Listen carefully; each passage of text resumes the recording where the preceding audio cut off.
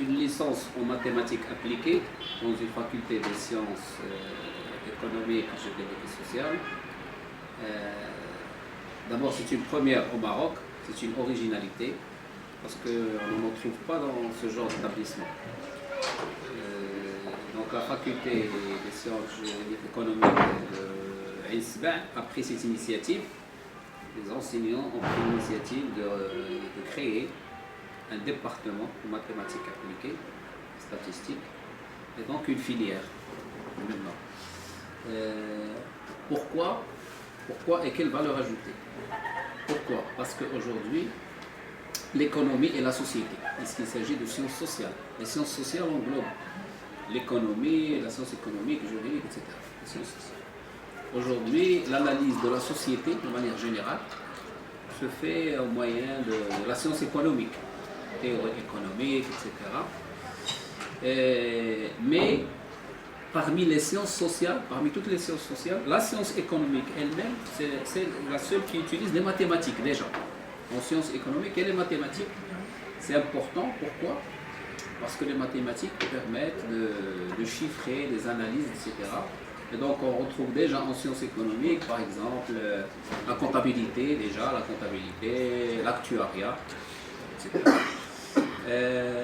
Une licence spécialisée mathématiques appliquées aux sciences sociales.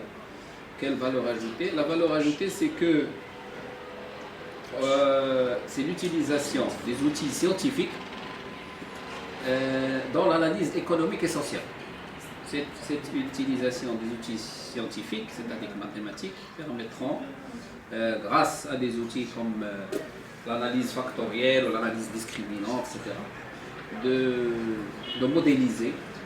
Donc ça permet la modélisation. Aujourd'hui, la modélisation est devenue une exigence pour tout travail d'analyse, aussi bien économique que social. Alors ça d'une part. D'autre part, les étudiants qui ont une formation scientifique orientée mathématiques, qui arrivent dans une faculté de sciences économiques, grâce à cette filière, cette licence, pourront approfondir leurs connaissances et leurs penchants mathématiques qu'ils utiliseront pour leurs études, pour approfondir leurs études. Cela permet aussi d'utiliser la logique mathématique dans toute analyse sociale ou des sciences sociales. Et aujourd'hui, l'outil mathématique, à mon sens, est indispensable. L'outil mathématique est indispensable dans toutes sortes de disciplines ou d'études. Quelles que soient les études, il faut avoir l'outil mathématique, le maîtriser, le perfectionner et l'utiliser dans n'importe quel choix, même dans les disciplines même artistiques ou commerciales ou même juridiques, sociales, etc. Donc l'originalité de cette licence dans cette faculté fait que les étudiants pourront après aller vers des études de troisième cycle avec un bagage mathématique et statistique. Voilà.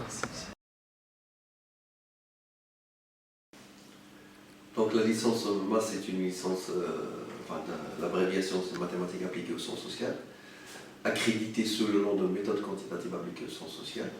C'est une licence à caractère mathématique, informatique et économique.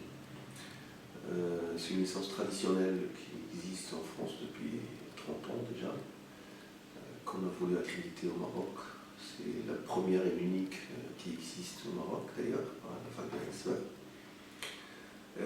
Donc l'objectif c'est de former des étudiants en économie avec un bagage conséquent en méthode quantitative, tout ce qui est mathématiques, statistiques et informatique de développement, pas que l'informatique de gestion. Comme n'importe quelle licence fondamentale, elle est partagée en 6 modules, 6 semestres.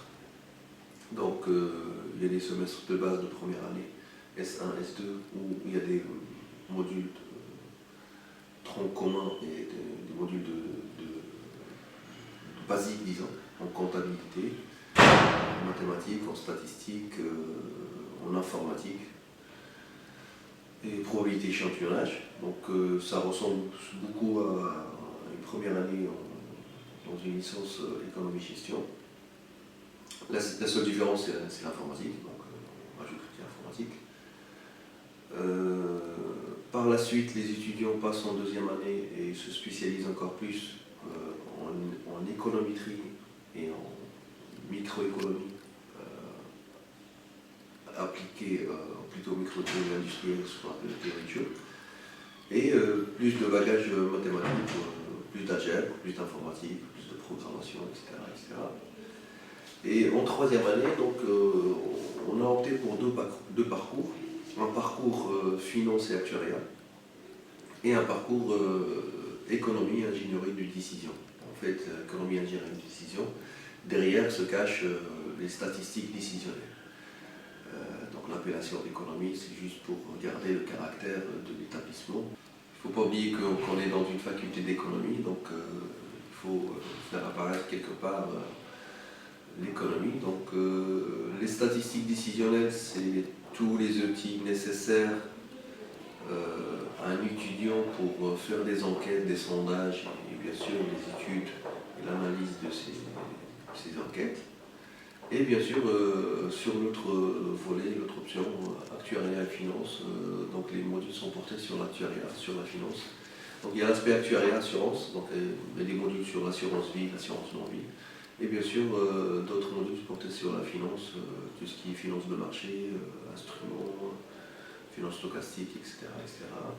Et les deux parcours se terminent par un projet de fin d'études où l'étudiant est amené à réaliser un projet, à faire un mémoire sur une thématique spécifique à l'option, bien sûr, qu'il a choisie.